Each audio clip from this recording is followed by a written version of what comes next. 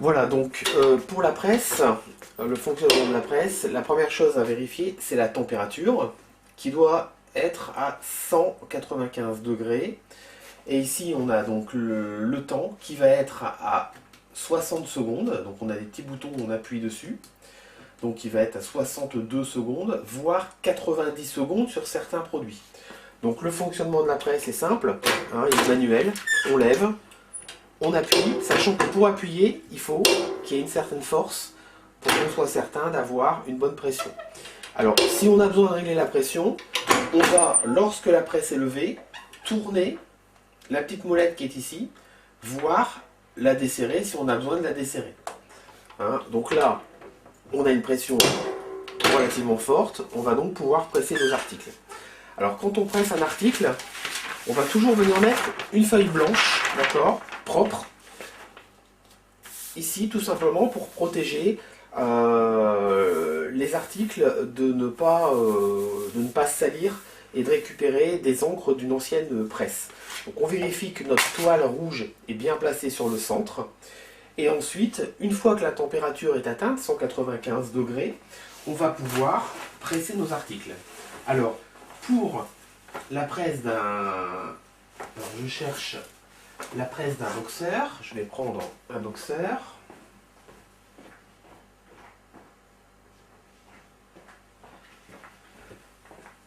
Voilà, donc quand on presse un boxeur, on va le presser au recto et on va toujours mettre l'élastique à l'extérieur. Parce que si on met l'élastique à l'intérieur, ben, ce qui va se passer, c'est qu'on va faire fondre l'élastique et donc on va se retrouver avec un produit gâché. Donc on vérifie qu'il n'y a pas de pli, ça c'est important au niveau du boxeur, de ne pas y avoir de pli ici. Donc on peut très bien, avant de placer son visuel, presser une première fois, voilà, pour effectivement repasser le produit. Ensuite, il nous suffit de prendre notre visuel, de le placer sur le boxeur. Donc on place notre visuel, on respecte bien le sens le sens de l'impression. Hein, donc on imagine, hein, voilà, j'ai mon visuel. Donc je viens placer mon visuel, je le centre bien. Une fois qu'il est placé, je presse. Voilà, donc là j'ai appuyé quand même fortement. Le temps va se décompter. Quand ça sonne, j'ouvre. Voilà. J'enlève donc mon visuel et je viens placer mon produit sans le faire toucher parce que la chaleur va continuer de diffuser et donc on risquerait de brûler, en tous les cas de transférer l'encre sur le produit. Alors on va prendre un deuxième article, le tablier de cuisine. Donc le principe est le même, sauf que cette fois-ci on va centrer le produit. Donc pour le tablier, on va s'assurer qu'on soit dans le bon sens. On a des étiquettes, hein, ça paraît bête, mais il y a quand même un sens au produit. Donc il faut respecter le sens du produit. On va placer son tablier et on va surveiller bien évidemment que le tablier soit bien droit. Voilà, donc en général, on a la même distance ici et ici. C'est comme ça qu'on va savoir si on est centré. Hein. Donc là, ça demande un petit peu de calcul, on va dire. Donc même punition, on va presser une première fois. Ensuite, on va venir placer son visuel. Hein. Il faut que le visuel soit droit. Et ensuite, donc on presse pendant 62 secondes. Une fois que ça sonne, même principe que pour le boxeur, on enlève et on ne referme pas pour ne pas tacher le tablier. Alors, troisième produit, c'est la tunique pyjama. Le principe est le même, on place son produit. Voilà. Hein. On le place bien droit, d'accord, même chose. Ici, on vient chercher, on vient placer son visuel. Et ensuite, on presse. Alors, une chose qui est importante, c'est que quand on presse, ici par exemple, on voit qu'on a on a déjà une impression qui a été réalisée. Ça veut dire que si on doit presser une nouvelle fois au-dessus, on va venir mettre une feuille de papier de cuisson. Alors pourquoi? Tout simplement parce que si je presse sans la feuille de cuisson, voilà, l'encre qui est ici va se déposer ici. Alors que si bien évidemment je viens mettre ceci, lorsque je vais presser, l'encre va se déposer sur le papier Une fois que j'aurai utilisé le papier, bien évidemment, il sera bon pour aller à la poubelle, mais au moins on n'aura pas sali la presse.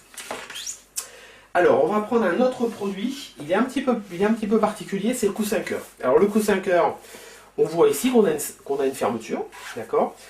Cette fermeture éclair va toujours venir se placer à l'extérieur, d'accord? Parce que forcément, ça va créer une épaisseur. Donc on va venir placer la fermeture à l'extérieur. Ici, on va venir placer son visuel donc à l'intérieur du carré, parce que comme le support n'est pas droit, on ne peut pas forcément venir imprimer la totalité. Ou alors, on prend du scotch rouge, on vient placer son scotch rouge partout, on vient placer son visuel. Voilà. Alors la particularité de ce produit, c'est que le rouge ici va délaver le produit. Ça veut dire automatiquement, on est obligé de mettre une feuille. On va presser, toujours 60 secondes, et une fois qu'on aura pressé, on se rendra compte que le rouge donc, viendra s'imprimer sur cette partie calque, et il ne nous reste plus qu'à jeter la feuille. Même chose pour cette feuille-là, puisque des deux côtés, le papier aura pris la couleur du tissu. Alors, un autre produit, là ce sont les produits rigides plus épais. Hein. Donc quand on a ce type de produit, la première chose à faire, c'est de tester la presse. Là, on voit bien que je ne peux pas fermer. Donc, je vais dévisser un petit peu, d'accord? Tout simplement. Donc, je dévisse. Voilà. Alors, la particularité, c'est que ce sont des produits qui sont tellement lisses que lorsqu'on va les presser, on risque d'avoir des marques sur le produit.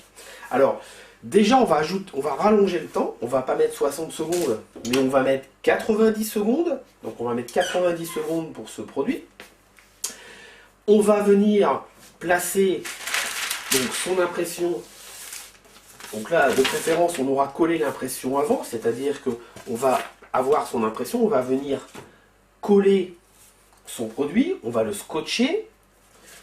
Et de là, on aura donc le produit, l'impression.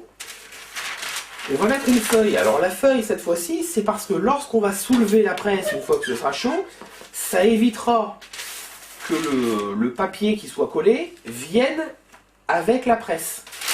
Peut-être que celui-là va venir, mais celui-là ne bougera pas. Donc concrètement, on imagine qu'on est en train de presser. Voilà, je ferme ma presse. Donc là, même chose, j'ai mis de la pression sur ma presse. J'ouvre ma presse, j'enlève mon papier de cuisson, mais je ne vais pas enlever mon papier. Je vais, tout en maintenant mon papier, venir vérifier qu'il n'y a pas, partout, qu'il n'y a pas de problème d'impression. Alors le problème d'impression, ça va être une petite ligne, ça va être une surface blanche, ce genre de choses. Si on constate qu'il y a un moment, il y a quelque chose qui n'est pas beau, dans ces cas-là, on va déplacer légèrement, très légèrement, hein, 5-6 cm, et on va represser pendant 60 secondes. Donc on aura fait une première fois 90 secondes, et on fera une seconde fois 60 secondes. Pourquoi est-ce qu'on déplace le produit?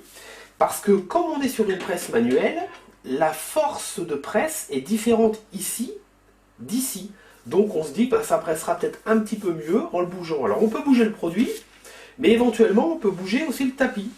Comme ça, ça évite de toucher au produit. Hein. Donc ça, c'est encore un produit qui se fait sur cette presse. Alors, ensuite, on a toute la gamme des trousses. Donc là, je cherche une trousse. Voilà, alors la trousse, c'est un peu comme le porte-monnaie, c'est-à-dire que dès qu'on a un produit comme ça, très épais, et qui s'ouvre, voilà, donc on voit, on a ce qu'on appelle donc des mousses qu'on va venir intégrer à l'intérieur du produit. Donc on a différentes formes, on a la mousse pour le range CD, la mousse pour le porte-monnaie et la mousse pour la trousse. Donc là, comment ça fonctionne? On va venir placer sa mousse. Voilà, on place sa mousse. On vient placer une mousse à gauche et une mousse à droite vide. Pourquoi on place ces mousses de chaque côté? Parce que justement, ça va permettre d'équilibrer la pression. On va presser une première fois le produit, mais là, l'erreur que j'ai commise, c'est que si je presse, je ne peux pas fermer. Et si je venais à dévisser donc la presse, je risque d'abîmer le système de filetage qui va être trop court. Donc concrètement, c'est très simple, il me suffit d'enlever le tapis orange. Donc j'enlève le tapis orange et je viens donc replacer mes produits. Je vais presser une première fois, donc là je dévisse. Je dévisse. Voilà, donc là je viens presser une première fois pendant 20 secondes, hein, c'est le temps de chauffer le produit. Voilà, donc là j'ai pressé. Et ensuite, donc je prends mon visuel. Donc le visuel doit toujours dépasser, c'est-à-dire que on doit avoir une zone de papier qui dépasse au moins d'un demi-centimètre de chaque côté. Voilà, parce que si on n'a pas ce dépassement de papier, on va avoir du mal à marquer la partie blanche ici. Donc grosso modo, l'idéal c'est de faire dépasser, même si on dépasse d'1 centimètre, c'est pas gênant. Hein, 1 centimètre, 1 centimètre, 1 centimètre. C'est pour ça que souvent les maquettes sont plus larges que le produit. Donc on aura découpé notre visuel, on vient placer notre visuel, on vient scotcher toujours avec le scotch rouge, donc on vient scotcher le visuel pour éviter qu'il bouge. Et ensuite, on va presser pendant 60 secondes. Voilà, on presse pendant 60 secondes. On enlève. Et comme on est sur des produits un peu particuliers, on fait le même système. Normalement, on vérifie. Alors, sur ce type de produit, on va se retrouver souvent ici avec une petite marque blanche. D'accord, ça peut arriver. Ça ne sert à rien de represser. C'est pour ça qu'on le chauffe avant, pour éviter justement cette petite marque. Mais si on avait une toute petite marque blanche ici, dans ces cas-là, on peut la retoucher avec le feutre. Hein, ça, c'est une possibilité. Alors, pour les autres produits de cette presse, ben, le principe est toujours le même, hein, finalement. Soit on met le tapis rouge si l'épaisseur du produit est classique. Dès qu'on est sur des produits épais, type trousse, ou trousse à feutre ou ce genre de choses. Donc là, on est obligé d'enlever le tapis rouge. Alors, juste une chose pour la trousse à feutre, parce que j'ai oublié de le signaler. Alors, la trousse à feutre, on va, contrairement à ce que je disais, on va mettre le tapis rouge. Donc, je vais quand même en ouvrir une. Voilà. Quand on ouvre la trousse à feutre, alors on l'ouvre doucement la trousse à feutre pour éviter de casser le mécanisme. On va enlever les feutres qui sont ici. Donc on les enlève. On prend sa trousse. D'accord. Et on vient placer sa trousse. En faisant attention que lorsqu'on va la placer, effectivement, il faut que la partie supérieure de la presse vienne toucher, même viennent dépasser la partie imprimable de la trousse. Là, on se rend compte que c'est pas bon parce que c'est trop près. Donc il faut que je m'en éloigne. Voilà, il faut que je m'en éloigne. Et si je n'arrive pas dans ce sens-là, je peux essayer dans ce sens-là, éventuellement. Bon, c'est à peu près la même chose, mais des fois c'est plus pratique. Le but étant que, voilà, je vérifie qu'effectivement, la partie blanche vienne bien toucher le haut de ma presse. Donc sur ce type de produit, on vient placer son visuel. Ensuite, on vient placer son papier de cuisson. Et là, on va presser avec une pression assez forte pendant 30 secondes. Alors, on remarque quand même, hein, on voit bien que quand on presse ce produit-là, ici, on va avoir de la pression, mais ici, on en aura beaucoup moins parce que on a l'épaisseur, on a une épaisseur ici, mais on n'en a pas ici. Alors, on peut éventuellement équilibrer en mettant, pourquoi pas, un bout de carton. Il faut toujours que la partie gauche soit au même niveau, soit inférieure. On ne doit pas avoir une épaisseur supérieure à la trousse, parce que sinon ben, l'impression ne serait pas bonne. Alors, un autre produit, c'est dans la même...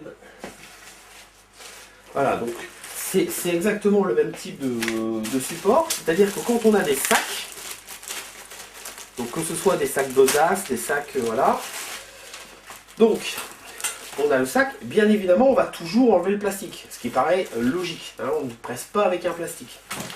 C'est la même chose, c'est-à-dire qu'on vient placer son produit, on vient placer le visuel et on presse. Alors la particularité du sac, c'est que si on regarde comment il est fait, le visuel, bien évidemment, va dépasser. D'accord? Il va dépasser de la sacoche. Ça veut dire que quand on va presser, ce qui dépasse ici en impression va venir marquer le papier. Donc le papier doit venir se placer au bord. Hein, il faut s'assurer que toute la partie qui va être imprimée vient se faire sur le papier blanc qu'on jettera ensuite.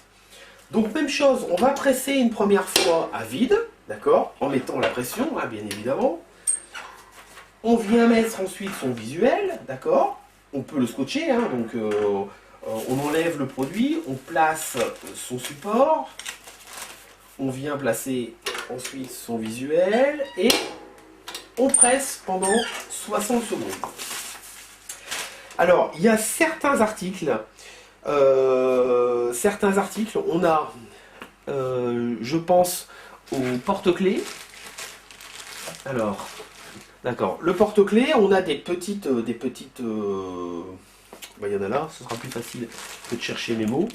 Voilà, donc on a certains produits comme celui-là qui sont recouverts d'une couche. Voilà, on prend la partie blanche et on a une petite couche, un film plastique.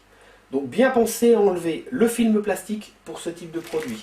Donc souvent, dès que vous voyez une surface blanche comme celle-ci sur un support dur, donc bois ou métal, vous avez une couche de plastique à supprimer. Bon, voilà ce qu'on peut dire pour la presse traditionnelle. Alors, un produit important que j'ai oublié, c'est le tapis de jeu. Alors, le tapis de jeu, il se pose... C'est un peu spécial, c'est-à-dire que pour le tapis de jeu, on va utiliser un carton. Voilà. On va venir placer son visuel. On va venir placer son tapis de jeu. Donc, on vient centrer le tapis de jeu sur le visuel. On va venir scotcher, donc là on peut prendre du scotch vert, d'accord? On prend du scotch vert, on peut mettre 2 morceaux ou 4 morceaux, enfin peu importe. On vient le scotcher, on vient ensuite placer un deuxième carton dessus, ce qui va nous permettre, sans bouger le tapis de jeu, de le retourner. Je retourne, et donc concrètement, j'ai bien mon visuel qui est ici, avec mon tapis en dessous. Et ça me permet ensuite de prendre mon visuel et de glisser en enlevant le carton par-dessous. Alors, pourquoi est-ce qu'on met les cartons? C'est tout simplement que si on ne met pas les cartons par expérience, on risque d'avoir non seulement la feuille qui va bouger, le papier est important au niveau de la taille, et on peut avoir le bout de scotch qui va rentrer sur le produit. Et donc le produit, dans ces cas-là, va à la poubelle. C'est pour ça que on vient placer un carton, voilà, le carton, puis le papier, puis le tapis, puis un carton. On retourne la totalité, on enlève le premier carton, on fait glisser le deuxième carton, et ensuite, bien évidemment, il ne reste plus qu'à presser. Pour le tapis, ici, on pressera 90 secondes. Voilà, alors pour le four 3D, d'abord on a ce petit tuyau qui est ici et qui arrive dans la bouteille. On vérifie que ça arrive dans la bouteille parce que cette machine produit de l'eau. L'eau doit donc s'évaporer, elle s'évapore, bon, elle coule dans la bouteille. Ça, c'est une question de sécurité. Alors, pour la mise en route de la machine, on appuie 2 fois sur la touche Power. Donc, une fois, 2 fois, voilà. Non, pardon, je dis des bêtises, on oublie. On appuie une fois et on va appuyer une première fois sur Heating, puis une deuxième fois sur Heating. On a les 2 boutons rouges qui vont s'allumer. Là, elle va monter en température, elle va monter à 195 degrés. Si on se rend compte que le clavier a bougé, c'est-à-dire que là, en principe, je vais l'éteindre, voilà, si en principe, voilà, là on est à 195, mais là parfois on peut avoir des chiffres, on n'est plus en degrés Celsius, on appuie en même temps sur plus et sur moins, et on va récupérer la bonne température. Pour bouger la programmation, time setting, plus et moins, tout simplement, et on bouge la programmation.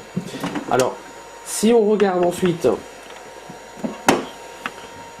l'intérieur, donc quand on va travailler le shooter, donc le shooter va se travailler avec ce produit.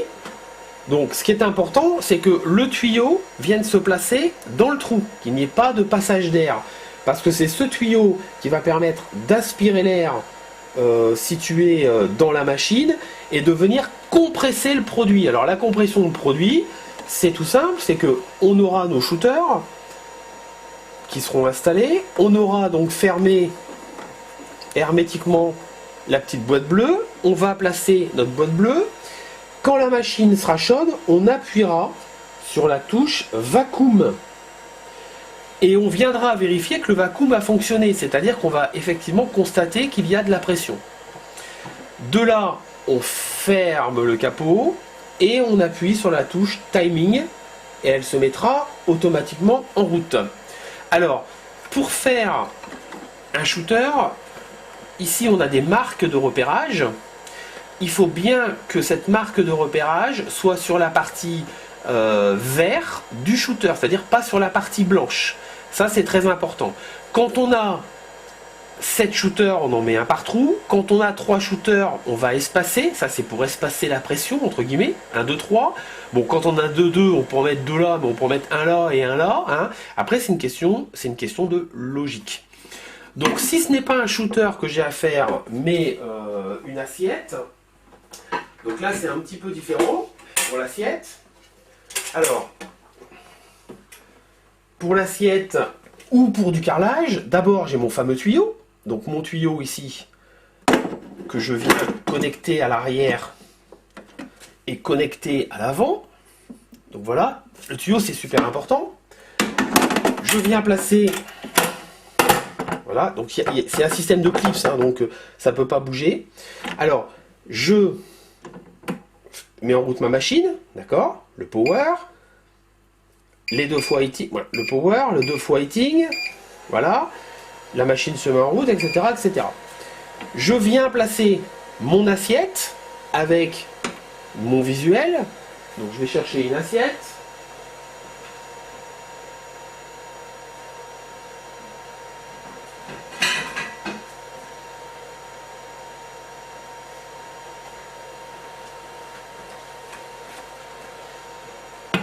Voilà, donc pour une assiette, alors là attention, je parle pour une impression qui se fait à l'intérieur, pas sur la totalité de l'assiette, uniquement à l'intérieur.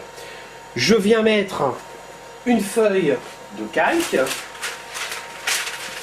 donc je mets une feuille de calque, mon visuel bien évidemment est déjà placé, mon assiette est placée, je viens fermer mon panneau. Et là, je vais appuyer sur vacuum. Mais en appuyant sur vacuum, je vais devoir peut-être aider en appuyant légèrement ici. C'est-à-dire que je vais avoir une main qui va être posée là, une main qui va être appuyée pendant quelques secondes, le temps que l'aspiration se fasse et que l'assiette soit parfaitement compressée, compressée dans le système. Hein, ça c'est très important. Alors, je vais le faire quand même avec une vraie assiette. Pour qu'on se rende compte que celle-là je peux pas les trop abîmer.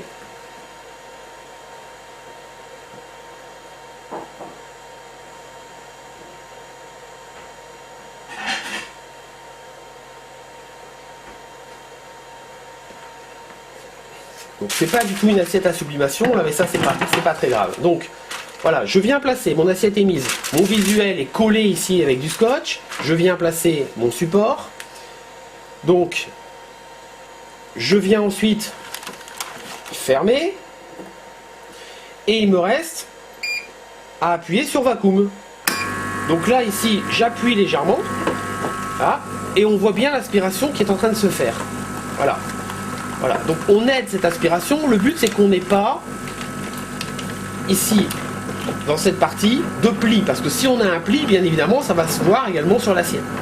Une fois que c'est terminé, on baisse. D'accord? Et on appuie sur timing pour déclencher. Quand ce sera terminé, le vacuum va relâcher l'assiette. Voilà. De là, il ne reste plus qu'à ouvrir et à récupérer notre assiette. Alors, ce qui peut éventuellement se produire, c'est que de temps en temps, cette partie ici va bouger. Donc il faut la remettre, d'accord, tout simplement, s'assurer qu'elle soit bien en place. Et pire, c'est que parfois, elle se craque. Donc quand elle est craquée, c'est pas une mauvaise manipulation, c'est parce que la toile est abîmée, on la jette, on la remplace, et on en trouve dans le carton qui est au sol, sur la droite de la machine. Hein. En général, il faut compter une toile pour une dizaine d'assiettes. Hein. Donc ça, c'est ce qu'on pouvait dire sur le four 3D. Alors, pour la presse à mug, donc, on a l'ensemble complet. On va venir faire sur cette presse les tasses à café. Sur celle-ci, on va venir faire les mugs, les pots à crayon, les gourdes. Sur celle-ci, on va venir faire les casquettes, les bobs. Alors, ce qui est important sur cette machine, c'est que quand on presse, on doit avoir une force de frais, une force de presse, et on doit également avoir la bonne température. Donc pour allumer la machine, c'est très simple, on a le petit bouton, sauf qu'on va devoir utiliser la touche 7 flèche gauche, 7 flèche droite, en fonction de la presse utilisée. Donc là, c'est très simple, pour tout ce qui est mug, donc cette partie-là, on va utiliser donc le 7 et la flèche de gauche. Donc on appuie en même temps, on allume, voilà, et ici on a deux panneaux qui s'affichent. On a une température et on a une température qui défile, donc là on voit bien que ça monte en température. Là on a une température ici indiquée en bas, c'est la température lorsque la presse est ouverte. Lorsque la presse va être fermée, elle envoie un signal à la machine en lui disant voilà, maintenant tu passes à 195 degrés et ici tu es à 90 degrés. Donc on met notre produit. Une fois que le produit est installé, on attend d'être à 90 degrés pour pouvoir refermer la presse. Donc on constate que celle-ci n'est pas branchée, on a le câble qui est ici. Donc bien évidemment, lorsqu'on change le câble, on éteint la machine, on vient dévisser cette partie ici, on tire et on vient mettre la deuxième partie donc à la place de celle-ci si on devait utiliser cette presse-là pour une tasse à café. On a également certains, ce qu'on appelle les corps de chauffe, là, sont des résistances, ici de manière conique, pour faire donc un mug conique, hein, et on a également deux tailles sur cette épaisseur de résistance. Donc quand on doit changer la résistance, là il faut démonter tout le système. Donc pour démonter le système, c'est un peu plus compliqué, mais il suffit d'enlever les deux vis qui sont ici. Une fois qu'on a enlevé les deux vis, on a un petit câble qui est à l'intérieur, on vient tirer le petit câble.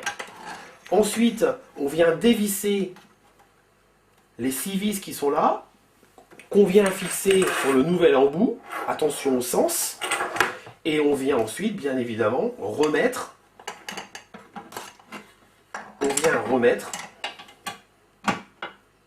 et visser la partie. Hein. Alors quand on va venir sublimer, donc lorsqu'on a un mug, c'est relativement simple, d'accord? On vient serrer son mug, on va visser la force avec la petite vis qui est là. Si l'os nous bloque, c'est-à-dire qu'on arrive, on se dit tiens, il n'y a pas énormément de pression, là c'est le cas, j'ai l'impression que bon, il n'y a pas beaucoup de pression, et j'arrive au maximum. Donc là, ici, le mug, ça va passer. Je sens qu'il y a une petite pression. Hein. Je le sens bien. Il y a la pression. Ça va. Si jamais il n'y avait pas suffisamment de pression. Dans ces cas-là, on va utiliser les feuilles de silicone. Et ces feuilles de silicone vont venir se placer autour du produit. Donc on peut en mettre 1, 2, 3, 4, 5 pour gagner de l'épaisseur. Donc on vient placer sa feuille de silicone. Hop, et on presse. Alors la particularité, c'est que quand on utilise le silicone, il faudra penser à découper des petites feuilles de calque, voilà, et venir les mettre sur le produit. Parce que là, on a le risque d'avoir des traces d'encre éventuellement sur le silicone. Donc pour éviter ce risque, hop, hop, voilà, je viens placer mon produit et je viens presser. D'accord? Donc le système est identique pour le pot à crayon, pour donc le mug, pour les différents mugs, enfin tout ce qui est produit rond qui va rentrer à l'intérieur, les gourdes, les thermos, c'est utilisé sur cette machine-là. Pour une casquette ou pour un bob, on va utiliser la partie gauche. Alors, le bob, c'est un peu spécial, c'est-à-dire que pour le bob, on va venir placer notre bob, on va le centrer, hein, puisqu'on a quand même un devant, un derrière, donc on va venir centrer. Alors là, c'est un peu plus technique. Donc, on vient placer son produit. Une fois que le produit est placé, on va venir le maintenir. Donc, on prend un élastique, on va le doubler, cet élastique. On va venir mettre un élastique, ce qui nous permet de fixer le produit plus aisément sur le bob. On vient ensuite placer notre visuel. On vient le scotcher. Et ensuite, voilà, hop, on n'a plus qu'à presser le produit. Alors, ce qui peut se produire, là c'est le cas, on voit que le produit ne se presse pas, parce que justement ça a dû être bougé au niveau de la presse. Donc là, on va jouer avec les vis qui sont ici. Alors, il n'y a pas de technique particulière, il faut se dire, il faut essayer de jongler pour dire de remonter cette partie. Cette partie ici, elle est actuellement trop, elle est trop basse. Donc il faut jongler avec cette vis-là. J'ai pas le... Donc là, je le descends, alors que finalement, il faut le monter. Donc il faut jouer avec, il faut trouver l'astuce. Donc là, il y a deux vis, là ça y est, je suis en train de le monter a priori. Donc j'utilise mes deux vis. Là, je monte, je monte, je monte, je monte, je monte. Voilà, je fais un essai. Voilà, là ici, hop. Là on est bon, ça presse. Voilà ce qu'on peut dire sur la presse à mug. Voilà, donc pour le laminage à chaud, on utilise cette machine. Alors, on a un interrupteur qui est placé derrière. On va l'allumer. Ensuite, pour mettre en route la machine, donc elle va se mettre automatiquement en chauffe, sauf que pour l'amener à température, on va appuyer sur la touche haute. Voilà, donc là on a un petit bouton qui apparaît, et là maintenant la température va monter. Ensuite ici c'est la motorisation, c'est-à-dire que quand on va passer la feuille de laminage, ça va entraîner le support, et là en l'occurrence, on le mettra à 1. Voilà, donc là maintenant on attend, la machine se met tout simplement en chauffe. Voilà, donc pour ensuite laminer, on a été imprimer la photo, que j'ai mis au format, que j'ai coupé, hein, puisque ça doit rentrer. Donc on a ici une feuille, enfin, il suffit de prendre le bon sens. On ouvre la feuille. On va venir placer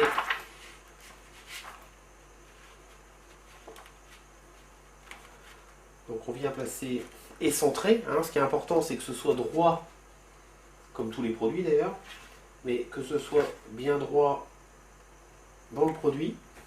Voilà. Ici, on a l'ouverture, et quand on le passera dans la machine, on le passera au sens opposé, hein, pour qu'on ait une bonne prise dans la machine. Donc ici, on attend, elle est à 92 degrés, on la laisse continuer à chauffer. Voilà, donc là, on entend la machine, elle sonne parce que tout simplement elle est chaude. Donc, on prend notre sous-main, d'accord? On rentre en centrant le produit.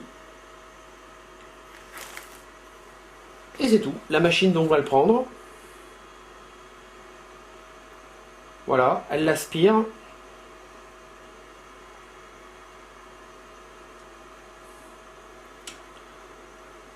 Et nous, on aura juste à récupérer le produit à l'extérieur.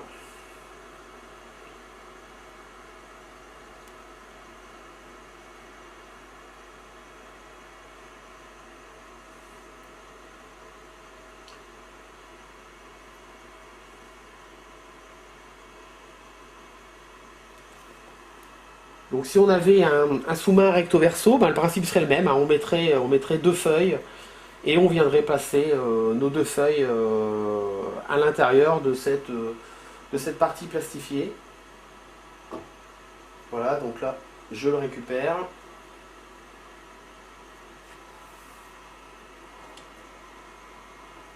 Voilà, on ne tire pas, on ne force pas, on attend qu'il arrive. Voilà, le sous-main est fait, tout simplement. Et il ne nous reste plus qu'à éteindre la machine. Voilà, donc pour la découpe du vinyle, on a donc le plotter qu'on va venir allumer. Donc l'interrupteur ici est à gauche. Donc on allume le plotter. On va venir positionner le papier, sachant que de toute façon, ça c'est un impératif. Donc on a la bague de serrage, ouverture, papier. Voilà, donc là je vais la baisser. Je vais prendre le papier. Donc ça peut être une feuille de papier, ça peut être un rouleau. Enfin là en l'occurrence c'est un rouleau. Donc je vais venir placer mon rouleau de papier et le mettre en bordure du plotter. Je dois ensuite m'assurer, on a des petits carrés bleus, des petits rectangles bleus. Il est important que ces carrés bleus soient alignés avec les petits rouleaux qui sont de chaque côté. Donc là par exemple, je vais déporter légèrement mon rouleau de telle manière que j'ai bien un carré bleu devant mon rouleau, j'ai bien un rectangle bleu devant mon rouleau. Voilà. Et j'ai une petite marge de sécurité pour laisser glisser le papier. Quand j'ai ceci, je peux fermer mon plotter. Je dois vérifier ensuite que ma lame est bonne. Donc ici on a une petite bague noire, je vais déverrouiller ma bague noire. Et ici je me retrouve avec une lame. On a deux lames possibles. Une lame bleue et une lame bleue marquée LAM. Quand il y a un laminage, c'est-à-dire une couche plastique, on va mettre le laminage. Quand il n'y a pas de couche plastique, là c'est le cas, on va venir mettre la lame normale. Donc je viens replacer et j'ai un petit bitonio noir qui vient se placer au-dessus de ma lame. Donc là c'est simple, il suffit d'enclencher et bien placer le petit. Donc il y a un petit carré noir ici qui vient se placer au-dessus de la partie noire de la lame. Alors, une fois que c'est terminé, ici au niveau du boîtier, on a la possibilité de choisir avec la touche Prève le rouleau ou la feuille de papier. Là en l'occurrence, on va choisir le rouleau, on a le 2 ou le 1, peu importe, on choisit le 2. On appuie sur Entrée. Donc là, il va aller calculer la largeur du rouleau. Voilà, il va se remettre à sa position initiale. Là, il nous donne la largeur du rouleau. Voilà. Ensuite, il va nous proposer une force de frappe. C'est une force de découpe. Ça veut dire que la lame va rentrer profondément ou pas dans le papier. Donc, avant de modifier le paramètre, on va demander un test. On a la touche test. On appuie sur la touche test. Et là, il va nous découper un petit morceau de papier. Ce petit bout de papier, il suffit simplement de l'enlever. Voilà. Si on arrive à le décoller et que l'arrière ici n'a pas été croqué, on n'a pas besoin de toucher à la force. Si maintenant il fallait toucher à la force, on va commencer par réactualiser le clavier en appuyant sur Enter. Là il se replace. Ensuite je vais appuyer sur Prève. Je vais appuyer sur Conde, excusez-moi, Conde. Ensuite je vais avancer ma flèche jusqu'au mot force. Il y a le mot force indiqué. Je me retrouve devant le mot force. Et là, avec les touches haut et bas, je vais augmenter la force ou diminuer la force. Si on augmente la force, on creuse le papier. Si on la diminue, forcément, l'impression et la découpe est moins forte. Donc là, on valide en appuyant sur Enter. Mon papier est prêt. Ensuite, il ne me reste plus qu'à passer sur le logiciel et à envoyer ma découpe. Si on a un document qui est très long, c'est-à-dire qui va faire au moins 2 mètres, on va dérouler un peu de papier à l'extérieur pour éviter que le papier vienne partir de travers. Le rouleau est lourd, donc forcément, plus on va aider la machine, et mieux ce sera. Nous sommes le 25 mai. Lily, je te filme.